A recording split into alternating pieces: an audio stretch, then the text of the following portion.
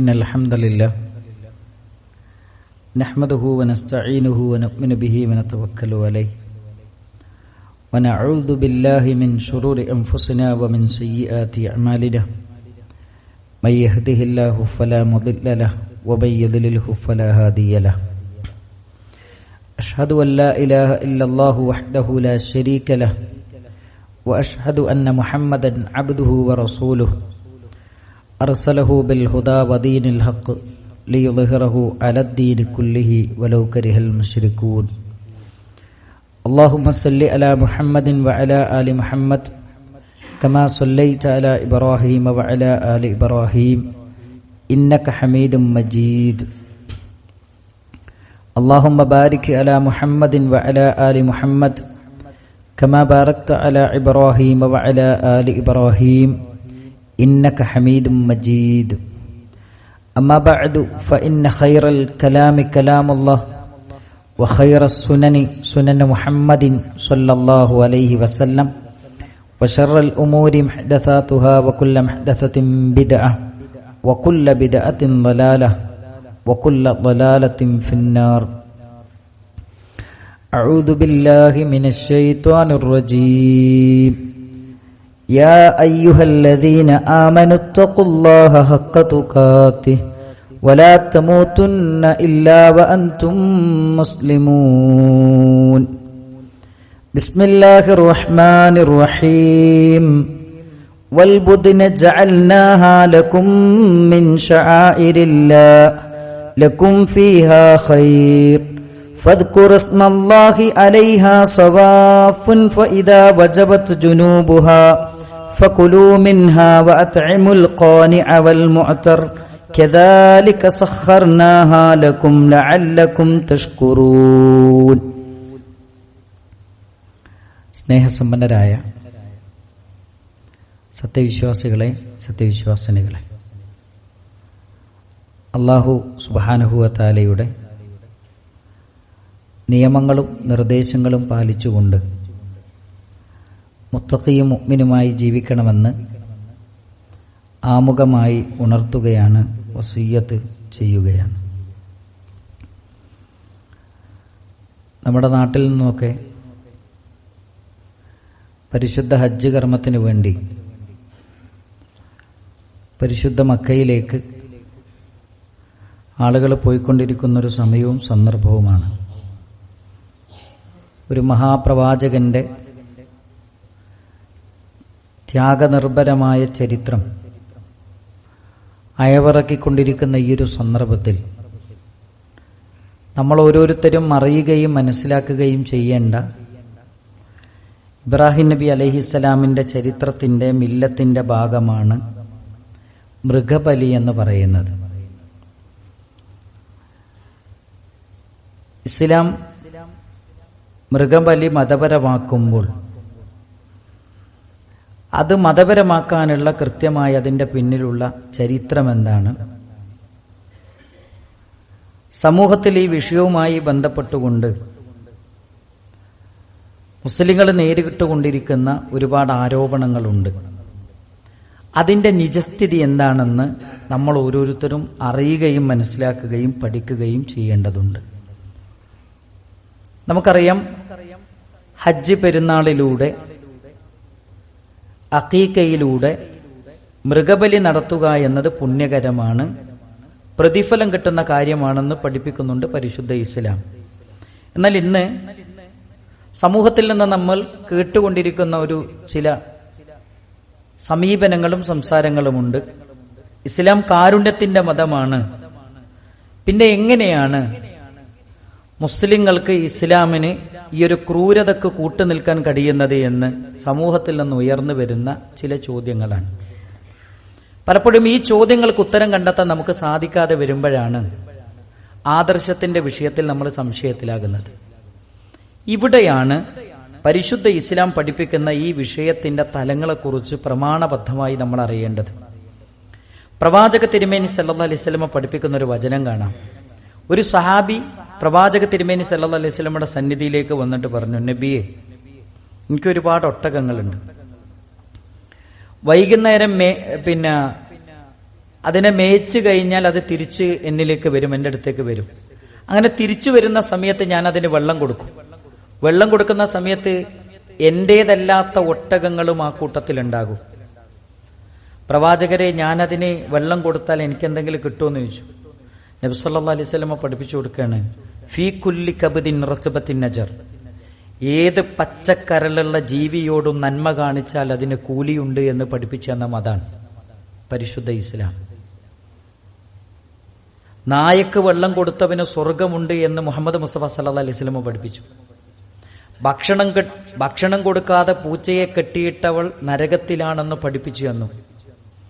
ഒരാളുടെ സ്വർഗവും നരകവും തീരുമാനിച്ചത് ഒരു മൃഗമാണ്. ജീവജാലങ്ങൾക്ക് ഇത്രയും സ്ഥാനവും മഹത്വവും കൊടുത്തൊരു മതം, കാരുണ്യത്തിന് ഇത്ര പ്രാധാന്യം കൊടുത്തൊരു മതം പരിശുദ്ധ ഇസ്ലാം അല്ലാതെ വേറൊന്നുമില്ല എന്ന് ഈ ആയത്തും ഈ ഹദീസും മാത്രം പഠിക്കുമ്പോൾ നമുക്ക് മനസ്സിലാക്കാൻ കഴിയുന്ന ഒരു കാര്യമാണ്. അതേപോലെ തന്നെ നമ്മൾ പഠിക്കേണ്ട രണ്ടാമത്തെ ഒരു കാര്യം, എന്തിനു വേണ്ടിയാണ് ഇസ്ലാം ബലി നിർബന്ധമാക്കിയത്? മനുഷ്യൻ അറിഞ്ഞിരിക്കേണ്ട അതിന്റെ പിന്നിലുള്ള തത്വങ്ങൾ എന്താണ്? ഒന്ന്, അനുഗ്രഹദാതാവായ പടച്ച റബ്ബ് ഭൂമിയിലുള്ള മുഴുവൻ ജീവജാലങ്ങളെയും സംവിധാനിച്ചത് മനുഷ്യന് വേണ്ടിയാണ്. ഈ തത്വം നമ്മൾ പഠിക്കണം. വിശുദ്ധ ഖുർആൻ നമ്മളെ പഠിപ്പിക്കുന്നുണ്ട്. സൂറത്ത് ബഖറയിലെ 29-ാമത്തെ വചനം, ഹുവല്ലദീ ഖലഖ ലക്കും മാ ഫിൽ അർളി ജമീഅ. ലോകത്തുള്ള മുഴുവൻ ജീവജാലങ്ങളെയും സംവിധാനിച്ചത് മനുഷ്യന് വേണ്ടിയാണ്. എന്നിട്ട് ഖുർആൻ നമ്മളെ പഠിപ്പിക്കുന്നത് മനുഷ്യന്റെ നന്മക്ക് വേണ്ടിയാണ് ഇതെല്ലാം സൃഷ്ടിച്ചത്. എന്നാൽ മനുഷ്യനെ സൃഷ്ടിച്ചതോ അതിന് റബ്ബിനെ ഇബാദത്ത് ചെയ്യുവാൻ വേണ്ടിയാണ്. വമാ ഖലഖ്തുൽ ജിന്ന വൽ ഇൻസ് ഇല്ലാ ലിയഅ്ബുദൂൻ.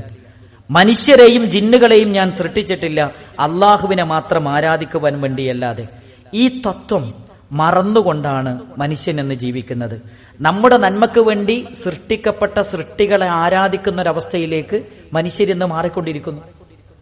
നമ്മുടെ നന്മക്ക് വേണ്ടി അള്ളാഹു സൃഷ്ടിച്ച സൃഷ്ടികളെ, നക്ഷത്രങ്ങളെ, സൂര്യനെ, പശുവിനെ, മൃഗങ്ങളെ, ജീവജാലങ്ങളെ ആരാധിക്കുന്ന ഒരവസ്ഥയിലേക്ക് മനുഷ്യൻ എത്തിപ്പെട്ടിരിക്കുന്നു എന്നത് ഒരു യാഥാർത്ഥ്യമാണ്.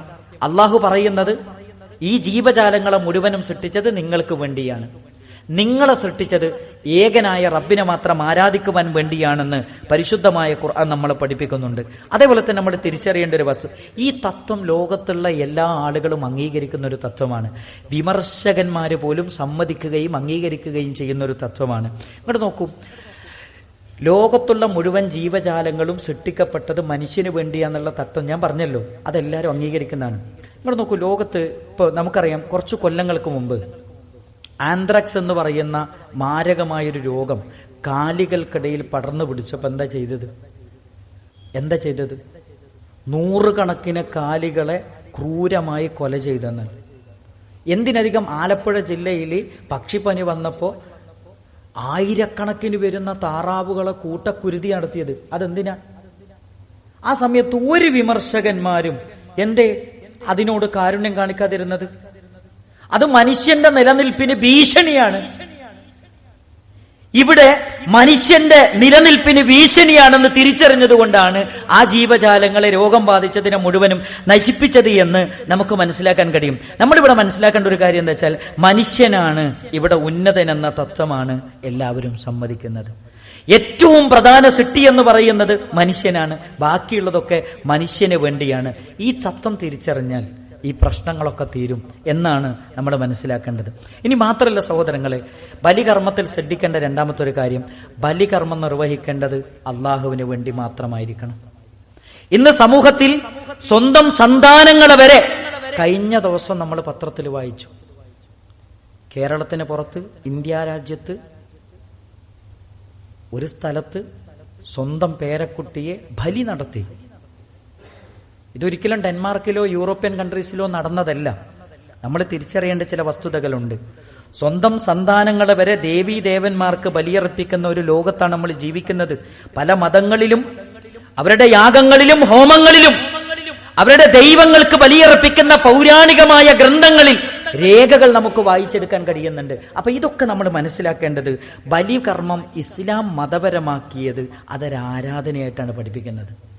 റസൂലുള്ളാഹി സ്വല്ലല്ലാഹി അലൈഹി വസല്ലം പറയുന്നുണ്ട്, ഈ ആരാധന ഒരിക്കലും സൃഷ്ടികളുടെ മുമ്പിലല്ല നിങ്ങൾ അർപ്പിക്കേണ്ടത്, സൃഷ്ടാവിന്റെ മുമ്പിലാണ് അർപ്പിക്കേണ്ടത്. അതുകൊണ്ടാണ് നബി സല്ലല്ലാഹു അലൈഹി വസല്ലം പറഞ്ഞത്, ലാ അഖറ ഫിൽ ഇസ്ലാം, ബലിക്കല്ലുള്ള അറവ് ഇസ്ലാമിലില്ല. ബലിക്കല്ലുള്ള അറവ് ഇസ്ലാമിലില്ല എന്ന് മുഹമ്മദ് മുസ്തഫ സല്ലല്ലാഹു അലൈഹി വസല്ലമ വെറുതെ അല്ല പറഞ്ഞത്. അത് മാത്രമല്ല, ഒരു മുസ്ലിം ഇബ്രാഹിമി മില്ലത്തിലൂടെ പ്രഖ്യാപിക്കുന്നത്, ഖുൽ നബിയെ പറയണം, ഇന്ന സ്വലാത്തി വനുസുകി വമഹ്യായ വമമാതി ലില്ലാഹി റബ്ബിൽ ആലമീൻ. എന്റെ നമസ്കാരം, എന്റെ ബലി. നിങ്ങൾ നോക്ക്, നിസ്കാരത്തിൽ കൈകെട്ടി റബ്ബിന്റെ മുമ്പിൽ നമ്മൾ പ്രതിജ്ഞ ചെയ്യുക, പടച്ചോനെ എന്റെ നിസ്കാരം, എന്റെ ബലി, എന്റെ ജീവിതം, എന്റെ മരണം ലില്ലാഹി റബ്ബിൽ ആലമീൻ, ലോകത്തിന്റെ രക്ഷിതാവിന് മാത്രമാണ്. സൂറത്ത് അൻആമിലെ 162 വചനമാണ്. നമസ്കാരം അള്ളാഹുവിനെ സമർപ്പിക്കുന്നത് പോലെ ബലിയും അള്ളാഹുവിന് വേണ്ടി മാത്രമാണ്. മുഹയ്യദ്ദീൻ ഷെയ്ഖിന് വേണ്ടി ഞാൻ അറക്കൂല, ദേവന് വേണ്ടി ഞാൻ അറക്കൂല, ദേവിക്ക് വേണ്ടി ഞാൻ അറക്കൂല, ഒരു ഷെയ്ഖിന് വേണ്ടി ഞാൻ അറക്കൂല. എന്റെ റബ്ബിന്റെ പ്രീതി മാത്രം കാംക്ഷിച്ചുകൊണ്ട് ഞാൻ എന്റെ റബ്ബിന് വേണ്ടി മാത്രമാണ് ബലിയിറക്കുകയുള്ളൂ. അത് ഇബാദത്താണ്. നമ്മൾ ആരെങ്കിലും മുഹയ്യദ്ദീൻ ഷെയ്ഖിന് വേണ്ടിയിട്ട് നിസ്കരിക്കോ? അതെന്താ? നമസ്കാരം ഒരു ഇബാദത്താണ്, അത് പടച്ചോന് മാത്രം അർപ്പിക്കാൻ പാടുള്ളൂ. അതേപോലെ ഇബാദത്താണ് ബലികർമ്മം, അത് അള്ളാഹ്ക്ക് വേണ്ടി മാത്രം അർപ്പിക്കാൻ പാടുള്ളൂ. അതാണ് പരിശുദ്ധ ഇസ്ലാം പറയുന്നത്. അതാണ് ഇസ്ലാമും മറ്റ് മതങ്ങളും വ്യതിരിക്തമാകുന്ന മേഖല എന്ന കാര്യം നമ്മൾ ഒരിക്കലും മറന്നു പോകരുത്. മൂന്നാമത്തെ ഒരു കാര്യം, ബലിയെക്കുറിച്ച് പഠിക്കുമ്പോൾ മൂന്നാമത് നമ്മൾ പഠിക്കേണ്ട ഒരു കാര്യം, മനുഷ്യന്റെ സമീകൃതാഹാരങ്ങളിൽപ്പെട്ട ഒന്നാണ് മാംസം എന്ന് പറയുന്നത്. അമിതമാകുന്നത് എന്തും അപകടമാകുന്നത് പോലെ മാംസവും അമിതമായി കഴിഞ്ഞാൽ നമുക്ക് അപകടമാണ്. ചില ആളുകൾ പറയാം, മനുഷ്യൻ എന്ന് പറയുന്നത് അവൻ സസ്യബുക്കാണ് എന്ന് വാദിക്കുന്ന ആളുകൾ മനസ്സിലാക്കേണ്ട ഒരു കാര്യം, അവര് മനുഷ്യന്റെ ശരീരഘടനയെക്കുറിച്ച് പഠിച്ചിട്ടില്ല എന്നുള്ളതാണ്. ഏത് മാംസവും ഏത് പച്ചക്കറിയും ദഹിക്കാനുള്ള ദഹന വ്യവസ്ഥ മനുഷ്യനുണ്ട്. മനുഷ്യൻ സസ്യബുക്കുമാണ്, മാംസബുക്കുമാണ്. അപ്പൊ നമ്മൾ മനസ്സിലാക്കേണ്ടത്, മനുഷ്യൻ എന്ന് പറയുന്നത് സസ്യബുക്കാണ്, മാംസബുക്കാണ്. മനുഷ്യൻ സസ്യബുക്കാണെന്ന് പറയുന്ന വിമർശകന്മാർ ഇത് പഠിക്കണമെന്നാണ് നമുക്ക് പറഞ്ഞു കൊടുക്കാനുള്ളത്. ഇനി മാത്രമല്ല, ഇങ്ങോട്ട് നോക്കൂ, നമ്മുടെ രാജ്യത്തെ ഗവൺമെന്റ് പട്ടാളക്കാർക്ക് ആഴ്ചയിൽ 2 ദിവസം മാംസം കഴിക്കണമെന്ന് നിർബന്ധമാണ്. അത് നിയമമാണ്. അതെന്തിനാണ്? പട്ടാളക്കാർക്ക് ഊർജ്ജസ്വലതയും അതേപോലെ തന്നെ കർമ്മ നൈരന്തര്യവും ലഭിക്കാനാണ് ഈ സമീകൃതാഹാരം അവർക്ക് അനിവാര്യമാക്കിയത്. അപ്പൊ നമ്മൾ തിരിച്ചറിയേണ്ട ഒരു കാര്യം, ഈ സമീകൃതാഹാരം യഥാർത്ഥത്തിൽ പാവപ്പെട്ടവനും ലഭിക്കേണ്ടതുണ്ട്. അതിനാണ് ബലികർമ്മമെന്ന ഇസ്ലാം നിയമമാക്കിയത് എന്ന കാര്യം നമ്മൾ മറക്കരുത്. പരിശുദ്ധ ഖുർആൻ സൂറത്തു ഹജ്ജിലെ 36 വചനത്തിലൂടെ പഠിപ്പിച്ചു തന്നു, വൽബുദിന ജഅൽനാഹാ ലക്കും മിൻ ശആഇരില്ലാഹ്. റസൂലുള്ളാഹി സ്വല്ലല്ലാഹു അലൈഹി വസല്ലം പറഞ്ഞു, ബലി മൃഗങ്ങൾ എന്ന് പറയുന്നത് അതിനെ മതചിഹ്നങ്ങളിൽ നിങ്ങൾക്ക് നിശ്ചയിച്ച് തന്നിരിക്കുന്നു. ലക്കും ഫീഹാ ഖൈർ, അതിൽ നിങ്ങൾക്ക് ഒരുപാട് നന്മകളുണ്ട്. ഫദ്കുറുസ്മല്ലാഹി അലൈഹാ സവാഫ്, അതിനെ അണിയണിയായി നിർത്തി നിങ്ങൾ എന്ത് ചെയ്യണം? അള്ളാഹുവിന്റെ നാമങ്ങൾ ഉച്ചരിച്ചുകൊണ്ട് അതിനെ നിങ്ങളെ ബലിയർപ്പിക്കണം. എന്നിട്ട് പറയാൻ, ഫഇദാ വജബത്ത് ജുനൂബുഹ, അത് വീണ് കഴിഞ്ഞാൽ, ബലിയർപ്പിച്ചു കഴിഞ്ഞാൽ, ഫകുലൂ മിൻഹ, നിങ്ങൾ അതിൽ നിന്ന് തിന്നണം. വഅത്ഇമുൽ ഖാനിഅ വൽ മുഅ്തറ, അത് ചോദിച്ചു വരുന്ന ആഗ്രഹിച്ചു വരുന്നവർക്കും നിങ്ങൾ പാവങ്ങൾക്കും നിങ്ങൾ അത് കൊടുക്കണം. കദാലിക സഖർനാഹാ ലക്കും, നാം അതിനെ നിങ്ങൾക്ക് കീഴ്പ്പെടുത്തി തന്നത് ലഅല്ലക്കും തഷ്കുറൂൻ, നിങ്ങൾ അള്ളാഹുവിന് നന്ദി കാണിക്കാനാണ് എന്ന് പരിശുദ്ധമായ ഖുർആൻ വളരെ വ്യക്തമായി എന്നെയും നിങ്ങളെയും പഠിപ്പിക്കുന്നുണ്ട്. ഇതാണ് ഉദ്ഹിയ്യത്തിന്റെ പിന്നിലുള്ള ഹിക്മത്ത് എന്ന കാര്യം നമ്മൾ ഒരിക്കലും മറക്കാൻ പാടില്ല. അതേപോലെ തന്നെ നാലാമത് നമ്മൾ പഠിക്കേണ്ട ഒരു കാര്യം, പിന്നെ സമൂഹത്തിൽ നമ്മൾ കേൾക്കുന്ന മറ്റൊരു ആരോപണമാണ്, ഈ മൃഗങ്ങളെ അറക്കുമ്പോൾ ശരിക്കും മൃഗങ്ങളെ വേദനിപ്പിക്കുകയാണ്. അപ്പോൾ ഒരു സസ്യബുക്കായി കഴിഞ്ഞാൽ അങ്ങനത്തെ ഒരു പ്രശ്നം ഇവിടെ ഉദിക്കുന്നില്ല എന്നാണ് ചില ആളുകൾ പറയുന്നത്. മോഡേൺ സയൻസ് പറയുന്നത് സസ്യവും അതിനും വേദന ഉണ്ട്, അതിനും ജീവനുണ്ടെന്നാണ്. നമ്മൾ ചെടി, ഒരു ചീര നമ്മൾ മുറിച്ചെടുക്കുമ്പോൾ ആ ചീര പോലും വേദനിക്കുന്നുണ്ടാണ്. വളരെ വ്യക്തമായി മോഡേൺ സയൻസ് പറയുന്ന ഒരു കാര്യമാണ്. പിന്നെ എങ്ങനെയാണ് നമുക്കൊരു സസ്യബുക്കാകാൻ കഴിയുക? അങ്ങനെ സസ്യബുക്കാക്കാൻ പറ്റൂ? ഇല്ലല്ലോ. അപ്പൊ ഇതൊക്കെ ലോജിക്കൽ ഇത്തരം ചിന്തകൾ കൊണ്ട് ഇസ്ലാമിനെയും ഇസ്ലാമിന്റെ ആദർശങ്ങളെയും തകർക്കുക എന്ന് വിചാരിച്ച് ചില ആളുകൾ പറയുന്ന ആരോപണങ്ങൾ മാത്രമാണ്.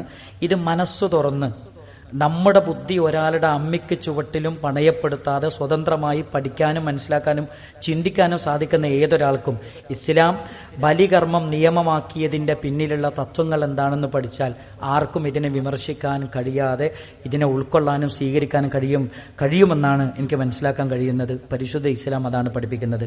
നാലാമത്തെ ഒരു കാര്യം എനിക്ക് ഓർമ്മപ്പെടുത്താനുള്ളത്, ഈ ബലികർമ്മം നിർവഹിക്കുന്നതിലൂടെ നമ്മൾ മനസ്സിലാക്കേണ്ട ഒരു കാര്യം, ഒരിക്കലും നമ്മൾ അറക്കുന്ന ഉരുവിന്റെ വലിപ്പമോ നമ്മൾ കൊടുക്കുന്ന ഇറച്ചിന്റെ വലിപ്പമോ ഇതൊന്നുമല്ല പടച്ചോൻ പരിഗണിക്കുക. പിന്നെന്താണ് പരിഗണിക്കുക? അള്ളാഹ് പറയുന്നുണ്ട്, നിങ്ങൾ അറക്കുന്ന ഉരുവിന്റെ വലിപ്പമോ ഒഴുക്കുന്ന രക്തമോ അല്ല അള്ളാഹു പരിഗണിക്കുന്നത്, അള്ളാഹു നോക്കുന്നത്. അത് അറക്കുന്നവന്റെ മനസ്സും ത്യാഗമനസ്ഥിതിയും അള്ളാഹുവിനോടുള്ള ഭക്തിയുമാണ് അള്ളാഹു പരിഗണിക്കുന്നത് എന്നാണ് പരിശുദ്ധ ഖുർആൻ പറയുന്നത്. അത് അറക്കുന്നവന്റെ ത്യാഗമനസ്ഥിതിയാണ് അള്ളാഹു പരിഗണിക്കുന്നത് എന്ന് പറയുമ്പോൾ നമ്മൾ ഓരോരുത്തരും ആലോചിക്കണം, അള്ളാഹുവിന്റെ കൽപ്പനക്കും പ്രീതിക്കും വേണ്ടി തനിക്ക് വിലപ്പെട്ടതെന്തും കുറച്ച് അത്യാവശ്യം പൈസ ചെലവാക്കണം. ഈ മാസത്തിൽ ചെലവാക്കുമ്പം കുറച്ച് റിസ്ക് എടുത്ത് ചെലവാക്കേണ്ടി വരും. കാരണം എന്താ വെച്ചാൽ ഈ മാസത്തിലാണ് നമ്മളെ കുട്ടികൾ സ്കൂളിലേക്ക് പ്രവേശനം നേടുന്നത്. അത്യാവശ്യം നല്ല പൈസ ചെലവുണ്ടാകും.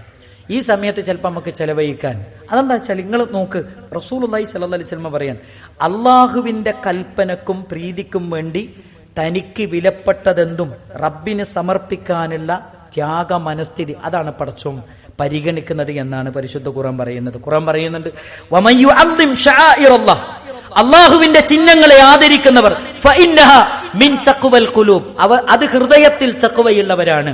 ആ ഹൃദയത്തിൽ തഖ്വയുള്ളവരാണോ എന്ന് നമ്മൾ ഓരോരുത്തരും മനസ്സിലാക്കുക. അങ്ങനെയാണെങ്കിൽ അള്ളാഹുവിന്റെ മതചിഹ്നങ്ങളെ നമ്മൾ ആദരിക്കും. ആ മതചിഹ്നങ്ങളിൽ പെട്ടതാണ് വലിയ ബലിതർപ്പണം എന്ന കാര്യം, ഉളുഹിയ്യത്ത് എന്ന കാര്യം എന്ന് നമുക്കെല്ലാവർക്കും മനസ്സിലായി. അള്ളാഹു സുബ്ഹാനഹു വ തആല ആ വിഷയം കൂടുതൽ ശ്രദ്ധിക്കാനും ആ വിഷയത്തിൽ ശ്രദ്ധ പുലർത്താനും ആ കാര്യത്തിൽ പങ്കുചേരാനും നമുക്കെല്ലാവർക്കും തൗഫീക്ക് നൽകി അനുഗ്രഹിക്കുമാറാകട്ടെ. അസ്തഗ്ഫിറുല്ലാഹ ലി വലക്കും വലിസാഇരിൽ മുഅ്മിനീൻ. അൽഹംദുലില്ലാഹി റബ്ബിൽ ആലമീൻ. അസ്സലാത്തു വസ്സലാമു അലാ റസൂലിഹിൽ അമീൻ വഅലാ ആലിഹി വസഹ്ബിഹി അജ്മഈൻ. അമ്മാ ബഅദ്. യാ അയ്യുഹല്ലദീന ആമനു തഖുല്ലാഹ ഹഖ്ക തുഖാതിഹി വലാ തമൂതുന്ന ഇല്ലാ വഅൻതും മുസ്ലിമൂൻ. പ്രിയപ്പെട്ട സത്യവിശ്വാസികളെ, സത്യവിശ്വാസിനികളെ, അല്ലാഹു സുബ്ഹാനഹു വ തആലയുടെ നിയമങ്ങളും നിർദ്ദേശങ്ങളും പാലിച്ചുകൊണ്ട് മുത്തഖി മുഅ്മിനുമായി ജീവിക്കണമെന്ന് ഒന്നുകൂടി ഉപദേശിക്കുകയാണ്, വസിയ്യത്ത് ചെയ്യുകയാണ്. ബലികർമ്മത്തെക്കുറിച്ചാണ് നമ്മൾ മനസ്സിലാക്കുന്നത്. അതിലേറ്റവും പ്രധാനമായി നമ്മൾ മനസ്സിലാക്കേണ്ട ഒരു കാര്യം, ആർക്കാണ് ഇത് നിർബന്ധമാകുന്നത് എന്നാണ്. കഴിവുള്ളവർക്ക് ഇത് നിർബന്ധമാണ്. നബി സല്ലല്ലാഹു അലൈഹി വസല്ലം പറയുന്നൊരു വചനം നമുക്ക് കാണാം. ഈ വചനം നമ്മൾ ഓരോരുത്തരും പഠിച്ചു വെക്കേണ്ട ഒരു വചനമാണ്. നബി സല്ലല്ലാഹു അലൈഹി വസല്ലം പറഞ്ഞു, മൻ വജദ സഅതൻ, ഒരാൾക്ക് അറക്കാൻ കഴിവുണ്ട്, സാമ്പത്തികമായി ഒരാൾക്ക് അറക്കാൻ കഴിവുണ്ട്, ഒരു ബലിമൃഗത്തെ ഒരു ഉരുവിനെ അറക്കാൻ കഴിവുണ്ട്, അതല്ലെങ്കിൽ 7 പേര് ഷെയർ ചെയ്യുന്നതിൽ ഒരു ഷെയർ എടുക്കാൻ ഒരാൾക്ക് കഴിവുണ്ട് എങ്കിൽ ഫലം യുദഹ, ഇങ്ങനൊക്കെ കഴിവുണ്ടായിട്ടും ഒരാൾ എന്ത് ചെയ്യുന്നില്ല, അറക്കുന്നില്ലെങ്കിൽ ഫലാ യഹ്ലുർ മുസല്ലാന, അയാൾ ഈദ് മുസല്ലയിലേക്ക് വരണ്ടെന്നാണ്.